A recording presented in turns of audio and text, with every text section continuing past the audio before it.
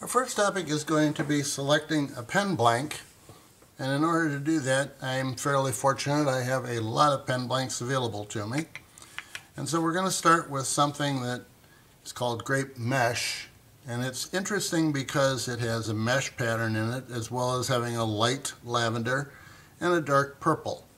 Each of those will give a different reaction when you make it into a pen. So let's look at what you look at as you decide which blank to use, or if you have a blank and you're stuck with it, what to do to try to make a prettier pen out of it, or the prettiest pen that you can.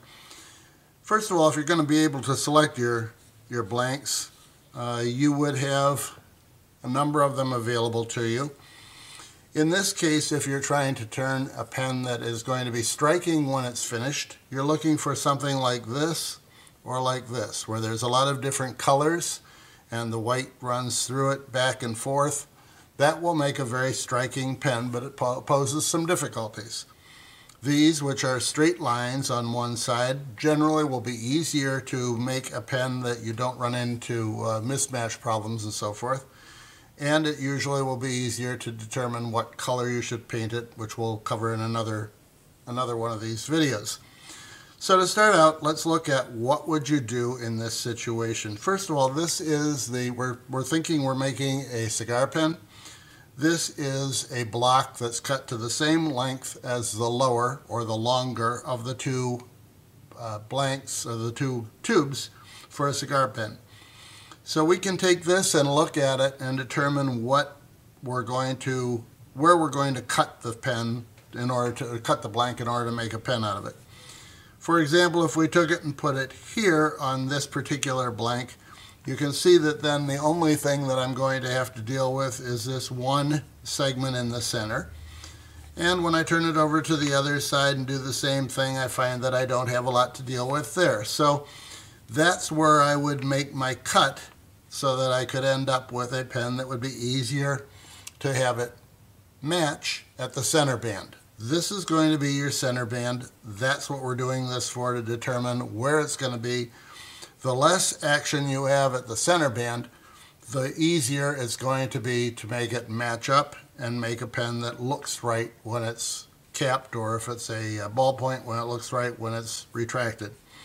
So that's one possibility. If we were to look at this one, for example, we would say, okay, there's 3 lines that are going to match.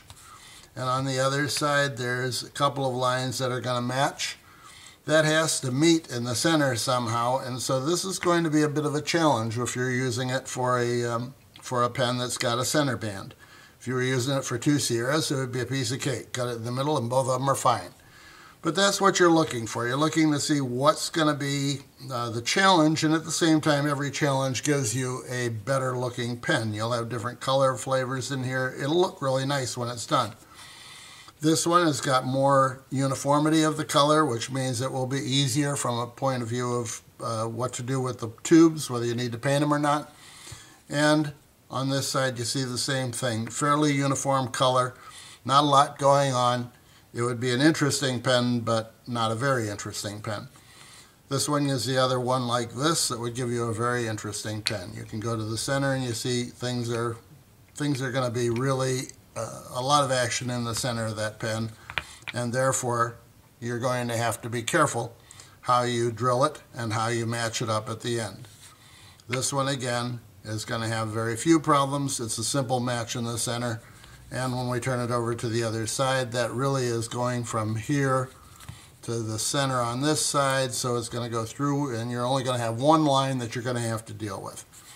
So that's all there is to figuring out what's going to happen in the center of it. Now when we look at this, couple of things. This is dealing with light and dark of the same color. There are also times that you're going to deal with slightly different colors. This being, of course, a turquoise and a blue. And again, you look at that and think, okay, both of those are pretty opaque, and so you're not going to have a whole lot of trouble with your tube showing. The next question after that is where you get your easiest cut, the center. And again, you come down and determine, okay, on one like this where there's a lot happening, you could come down to here cut that and it would not have a bad match. It would not be difficult to match it. On this side, you're going to get about the same thing, and again, it's not difficult to match it there because it's going to break up in the center. So most of what you're doing here is just looking at it and evaluating. Now also remember, you see the nib end of the pen while you're writing. The other end is covered by your hand. So I always attempted to make the prettier end into the nib end. So if you look at these and determine, well, this end's a little more interesting, turn it over to the other side, yeah, it's got something going on. It would be more fun to use one like this where you're going to have something coming down the center of it and something coming down the center there. You're going to have a couple of different colors and it's going to look pretty cool if you use that as the nib part. So that's the other thing. Look at what would you like to see. This one is the same idea, except here we're dealing with blue and a white.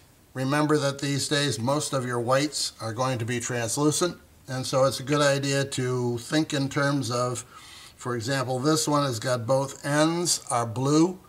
That means that you're likely to be able to use that blue for your nib, and it will not be as transparent.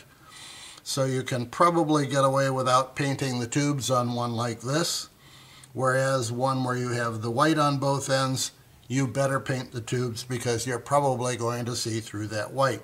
When I say paint tubes, bear in mind that these days that doesn't necessarily mean paint the tubes. It also means you could use chrome tubes, or you could use, nickel or black nickel, whatever you want to, something that just hides it so it doesn't look like brass shining through.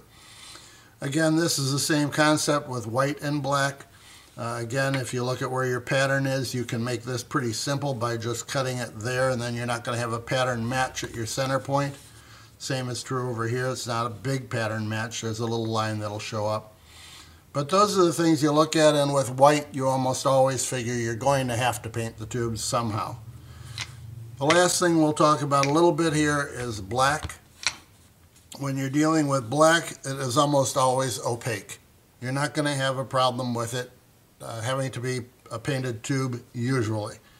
Again, we'll cover this in the next one. How do you know whether you're going to have to paint the tube or not?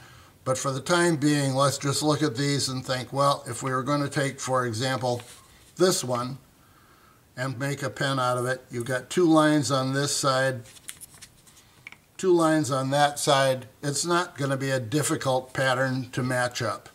And that's what you're looking at. How hard is it going to be to match up your center band? And on these, you really don't have to worry about much else. Same is true here. You could cut it here, and you would have a lot of matching up to do. Or you can cut it here, and you probably won't have much at all. We turn it over to the other side and see, yeah, the lines are going to run off on this one. So that's what you're doing. You're figuring out where are you least likely to run into things that you're going to have to match up on the center band of your pen. That's how I select my blanks. This is Added Exotic Blanks. Thanks for watching.